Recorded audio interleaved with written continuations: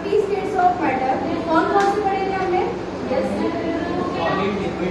Solid, liquid and gas. उनकी कुछ properties भी हमने पढ़ी थी, तो कुछ प्रॉपर्टीज बता सकते हैं हम लोग?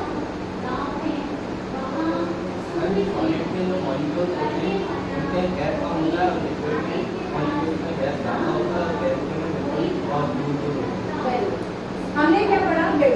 हमने ये नहीं पढ़ा था अभी तक कि सॉलिड के, देखिए यहाँ पे ये सॉलिड के जो पार्टिकल्स है कैसे दिख रहे हैं आपको? एकदम पास, ठीक है।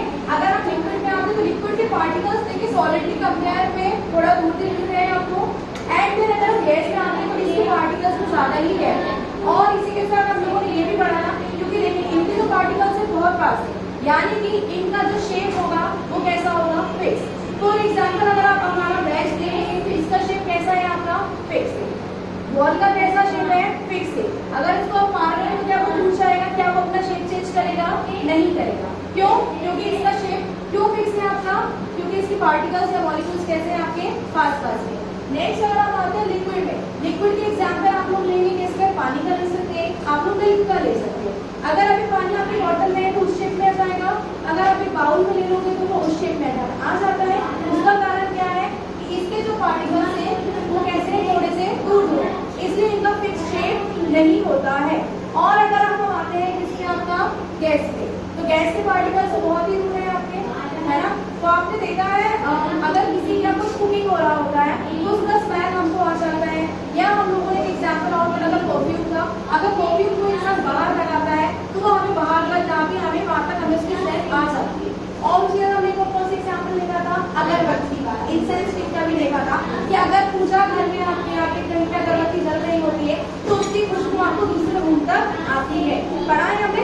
इवन हवन की भी आती है, अगर हवन भी हो रहा होता है तो हमें पता पड़ जाता है कहीं पे हवन हो रहा होता है। तो ये सारे क्या है आपके? इनकी प्रॉपर्टीज है, ठीक है। पिक्चर के जरिए आप लोग देख सकते हैं, समझ आया हम लोगों के साथ।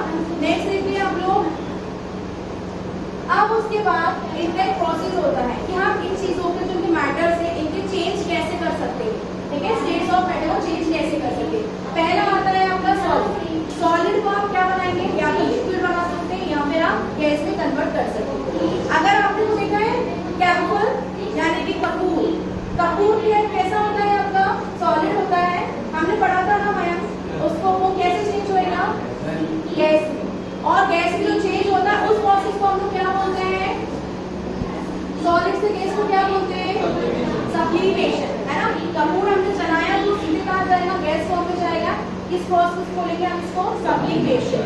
आपने देखा बर्फ जमाना है हमें, सबसे पहले क्या है? वो लिक्विड है। क्या है वो आपका? लिक्विड है। और लिक्विड को हम लोग क्या कर रहे हैं? अब सॉलिड कर रहे हैं, यानी कि आप फ्रीजर में रखते हैं और हम इसको क्या बोलते हैं? फ्रीजिंग। क्या होता है ये? फ्रीजिंग। अब आप वो जम चुका है, बट अगर आपको उसको वापस लिक्विड में लाना है तो आप उसको रूम टेम्परेचर पे लेके आएंगे, उधर से आपको बाहर निकाला।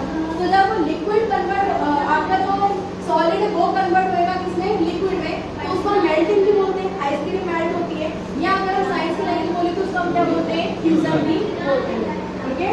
और इसके अलावा क्या पढ़ा है हम लोगों ने? डिपोजिशन पढ़ा है। डिपोजिशन क्या होता है? अगर गैस से हमें इसको वापस सॉलिड में लाना है, ठीक है, डायरेक्ट आएगा। जैसे सॉलिड से कहाँ जा रहा था? गैस में जा रहा था, उसी तरह से गैस से कहाँ आएगा? ये सॉलिड। लिक्विड का हमने पढ़ा है, पानी भाप बन जाता है, ठीक है। लिक्विड पानी आप बहुत ज्यादा बॉईल करें, बॉइलिंग पॉइंट आ जाता है, उसके बाद भाप बन जाता है, तो उसको हम क्या बोलते हैं? वेपरेशन। क्या बोलते हैं? वेपरेशन। और गैस से जब वो लिक्विड आता है वापस चेंज होता है, इसका स्टेट ऑफ मैटर चेंज होएगा, तो वो क्या कहलाएगा?